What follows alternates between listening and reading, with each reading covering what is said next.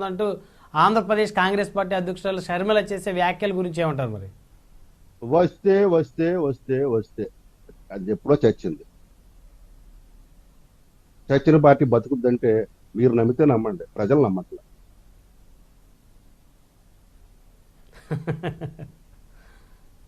Okay, right right.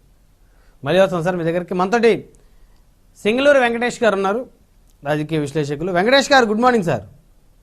Good morning. Good morning Brahmanaidu. ఏంటి వెంకటేష్ గారు, మళ్ళీ హైదరాబాద్ మీద ప్రేమ పుట్టుకొచ్చింది వైఎస్ఆర్ కాంగ్రెస్ పార్టీ నాయకులకి. ఇప్పుడు హైదరాబాద్ వెళ్ళిపోదాం అంటారు.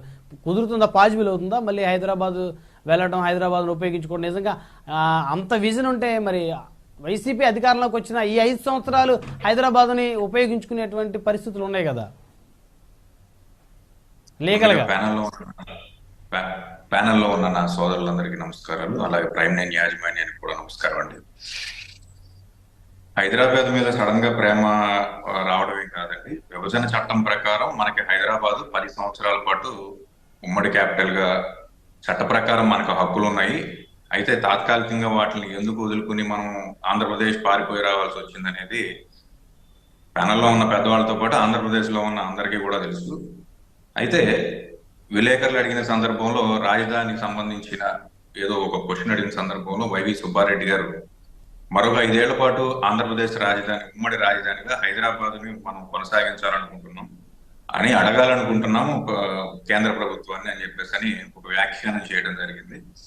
అయితే నా వరకు నేను చెప్పాలంటే అది సాధ్యం అవ్వకపోవచ్చు. ఎందుకనంటే విభజన హామీల ప్రకారం, విభజన చట్టం ప్రకారం మనం ఏమైతే మనకి భాగ పంపిణీలో భాగంగా మనకు రావాల్సినటువంటి ఆస్తులు కానివ్వండి, మరొకటి కానివ్వండి, హక్కులు కానివ్వండి, ఇంకా ఫుల్ఫిల్ అవ్వాలని మాట అయితే వాస్తవం. మరి ఇవి రేపు టెన్యూర్, రేపు జూలైతో టెన్యూర్ అయిపోతుంది. ఈ టెన్యూర్ లోపల చేస్తారా అంటే ఇప్పుడున్నటువంటి పరిస్థితుల్లో, ఎలక్షన్ మూమెంట్ లో అది జరిగే పరిస్థితి ఏం కనిపించట్లేదు. కాబట్టి మరొక 5 సంవత్సరాల పాటు హైదరాబాద్ ని ఉమ్మడి రాజధానిగా కేంద్ర ప్రభుత్వం ప్రకటిస్తే ఈ ఆస్తుల విభజనలు మరొకటి కార్యక్రమాలు ఏమైనా ఉంటే వాటిని ముగించుకోవడానికి ఏదన్నా వెసులుబాటు జరుగుతుందేమో తప్ప మళ్ళీ ఆంధ్రప్రదేశ్ రాజధానిగా హైదరాబాద్ నుంచి పరిపాలన చేసే పరిస్థితి ఏ ప్రభుత్వం వచ్చినా, ఇప్పుడు ఉన్నటువంటి ప్రస్తుత ప్రభుత్వం అయినా కానివ్వండి, లేదా వచ్చే మిశ్రమ ప్రభుత్వం అయినా కానివ్వండి, ఏ ప్రభుత్వం వచ్చినా కూడా ఖచ్చితంగా ఆ వెసులుబాటు అయితే లేదు. అలాగే కేంద్ర ప్రభుత్వం గెజిటెడ్ లో అమరావతి రాజధాని అని చెప్పి ఆల్రెడీ ఒకసారి స్పష్టం చేయడం కూడా జరిగింది. అయితే ప్రస్తుతం ఉన్న ప్రభుత్వం యొక్క దృక్పథంలో 3 రాజధానులుగా మేము ఆంధ్రప్రదేశ్ ని అభివృద్ధి చేయాలనుకుంటున్నాం అని చెప్పేసి అని మాన్య శ్రీ ముఖ్యమంత్రి గారు శాసనసభ సాక్షిగా ప్రకటించడం, అలాగే తదనుగుణంగా ప్రభుత్వ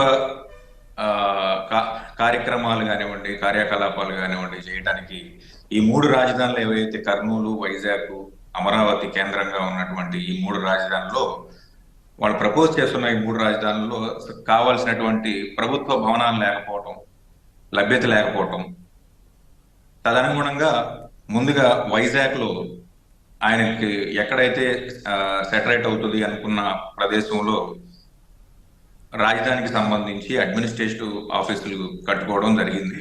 ఇక మంచి ముహూర్తం ఉంటే మరి ప్రభుత్వం మళ్ళీ అధికారంలోకి వస్తే ఖచ్చితంగా 3 రాజధానులు ఇంప్లిమెంట్ చేస్తారని నేనైతే అనుకుంటున్నాను. చూడాలి. ఎస్ బ్రహ్మనాయుడు గారు, ఏది వైఎస్ఆర్సీపీ మళ్ళీ అధికారంలోకి వస్తే 3 రాజధానులు ఇంప్లిమెంట్ చేస్తారా? అదే కదా ముఖ్యమంత్రి గారు చెప్పింది. సాక్షాత్తు సిఆర్డీఏ చట్టాన్ని వెనక్కు తీసుకునే క్రమంలో ఆయన చేసిన అసెంబ్లీలో చేసినటువంటి వ్యాఖ్య ఏంటంటే, కొన్ని టెక్నికల్ కారణాల వల్ల ఈ చట్టాన్ని వెనక్కి తీసుకుంటున్నాం, మళ్ళీ ఈ చట్టాల్లో మెరుగులు దిద్ది మేము ముందుకు వస్తామని చెప్పేసి అని సాక్షాత్తు అసెంబ్లీలో చెప్పారు. అది ఏదో నేను చెప్పడమో లేకపోతే మిగతా పార్టీ ప్రతినిధులు చెప్పడమో కాదు, కానీ ముఖ్యమంత్రి గారే చెప్పారు. కాబట్టి అమరావతితో పాటుగా వైజాగ్ అలాగే కర్నూలు కూడా రాజధానులుగా, నగరాలుగా గుర్తించబడతాయి, వాటిని కూడా అభివృద్ధి చేస్తాము అని చెప్పేసి అని చెప్తాం జరిగింది.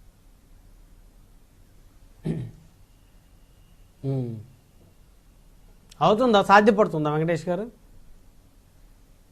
10 సంవత్సరాల ఉమ్మడి హక్కులు ఉన్న హైదరాబాద్ నుంచి అర్ధరాత్రి పూట వచ్చిన పరిస్థితి, అది సాధ్యమైనప్పుడు మన ఇంట్లో మనం 3 రాజధానులు చేసుకోవడానికి పెద్ద అడ్డంకులు ఏమో ఉంటాయని నేనైతే అనుకుంటున్నాను.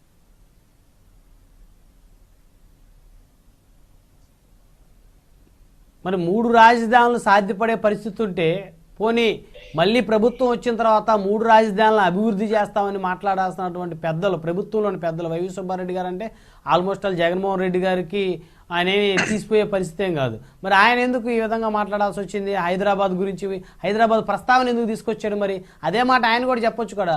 3 రాజధానులని మళ్ళీ ప్రభుత్వం మారిన తర్వాత మళ్ళీ కొత్త ప్రభుత్వం, మన ప్రభుత్వమే మళ్ళీ వచ్చింది, ఈసారి ఖచ్చితంగా 3 రాజధానులను పూర్తిగా అభివృద్ధి చేస్తామనేటువంటి వ్యాఖ్యలు ఆయన చేయొచ్చు కదా. ఆయన కన్ఫ్యూజన్ ఎందుకు పడేస్తున్నాడు? హైదరాబాద్ గురించి మాట్లాడాలంటే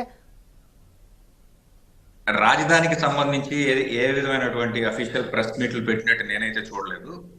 అక్కడ తాత్కాలికంగా ఏదో ఒక ప్రెస్ మీట్ లో అడిగిన క్వశ్చన్ కి సమాధానంగా హైదరాబాద్ మీద మనకి టెన్యూర్ టైం అయిపోతుంది కాబట్టి అక్కడ ఉన్నటువంటి వ్యవహారాల మీద మనం తిలోదగాలు ఇచ్చినట్టేనా అనే ఒక క్వశ్చన్ కి హైదరాబాద్ ని కేంద్ర ప్రభుత్వాన్ని రిక్వెస్ట్ చేసి ఇంకొక 5 సంవత్సరాలు పొడిగించాలి ఉమ్మడి రాజధానిగా అనేది కూడా ఒకటి ఆలోచన చేస్తున్నారు ప్రభుత్వం అని చెప్పేసి చెప్పడం జరిగిందండి. అంతేగాని హైదరాబాద్ ఇప్పుడున్న అడ్మినిస్ట్రేటివ్ ఇదేదో 5 సంవత్సరాల ముందు చెప్తే బాగుండేది కదా.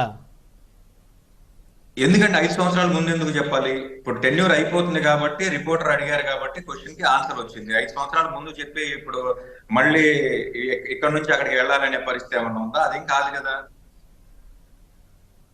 అంటే కాదు ఇన్ని మరి 5 సంవత్సరాలు కూడా హైదరాబాద్ టెక్నికల్ గా రాజధానిగా ఉపయోగించుకున్న పరిస్థితి ఉంది కదా. మరి ఇంకొక 5 సంవత్సరాలు పొడిగిస్తే ఏం చేస్తారు? ఈ 5 సంవత్సరాలు చేయలేదు హైదరాబాద్ పోయి ఏం చేస్తారు? హైదరాబాద్ లో వెళ్ళి అడ్మినిస్ట్రేటివ్ గా ఇవాళ నిన్న రాలేదు కదా. వైసీపీ ప్రభుత్వం అధికారంలోకి వచ్చి ఏమి ఒక నెల రోజులు 2 నెలలు కాలేదు కదా. వారు అధికారంలోకి వచ్చిన తర్వాత ఇంకొక 5 సంవత్సరాలు హైదరాబాద్ ఉమ్మడి ఆంధ్రప్రదేశ్ గా ఉమ్మడి రాజధానిగా ఉంది.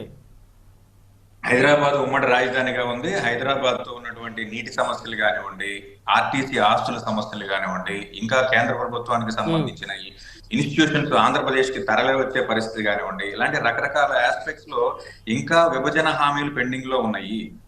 ఇటువంటి క్రమంలో హైదరాబాద్ మీద పూర్తి హక్కులు వదులుకున్నట్లయితే